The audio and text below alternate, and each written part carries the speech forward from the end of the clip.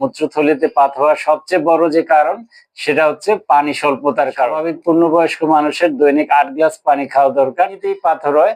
সাধারণত পিঠের দিকে একটু হালকা ব্যথা অনুভূত হতে পারে।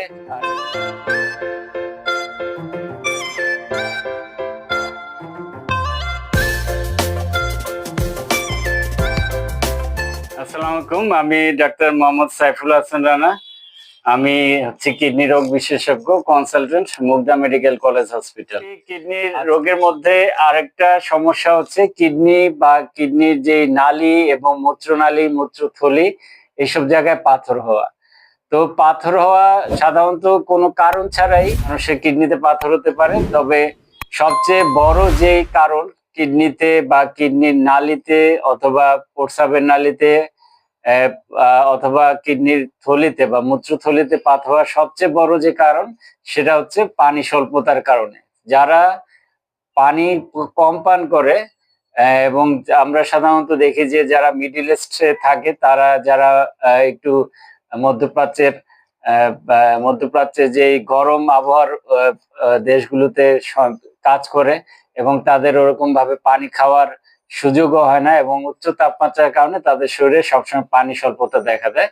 তো এই কারণে দেখা যায় যে যারা মিডল ইস্টে থাকে তাদের কিডনিতে পাথরের রোগ বেশি হয়। তো বাংলাদেশেও যদি কেউ খুব কম পানি করে, একটা স্বাভাবিক পূর্ণবয়স্ক মানুষের দৈনিক 8 গ্লাস পানি খাওয়া দরকার। কারো যদি এরকম পানি খাওয়ার অভ্যাস না থাকে, তাহলে পানি স্বল্পতার কারণে বিভিন্ন ধরনের লবণ কিডনিতে জমে কিডনিতে পাথর হতে পারে। তাই কিডনিতে পাথর হওয়ার সবচেয়ে বড় একটা কারণ হচ্ছে কম পানি পান করা। এছাড়া আরো অনেকগুলো মেটাবলিক কারণ রয়েছে, যেগুলো আসলে সাধারণভাবে সাধারণ লোকদের বোঝানো অনেক কঠিন। এর মধ্যে একটা হচ্ছে হাইপার ক্যালসিরিয়া, হাইপার অক্সালিউরিয়া। এগুলা হচ্ছে অন্যান্য ধরনের বড় অসুখ, এগুলা ইডিওপ্যাথিক বা কোনো কারণ ছাড়াই হতে পারে। তো কিডনিতে পাথর হলে সাধারণত দেখা যায় যে কিডনিতেই পাথর হয়, সাধারণত পিঠের দিকে, মানে আমাদের কিডনি যেদিকে থাকে, দুইটা কিডনি, কারো যদি ডান কিডনিতে পাথর হয় একটু হালকা ব্যথা অনুভূত হতে পারে।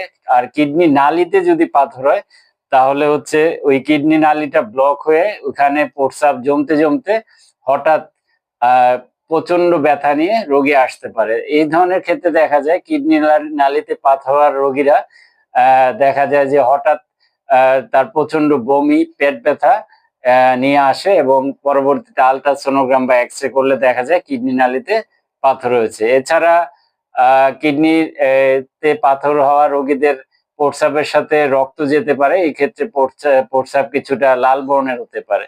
কিডনি রোগীর পাথর হওয়ার লক্ষণ মোটামুটি এগুলো: কিডনিতে ব্যথা হওয়া এবং প্রস্রাব লাল বর্ণ হওয়ার।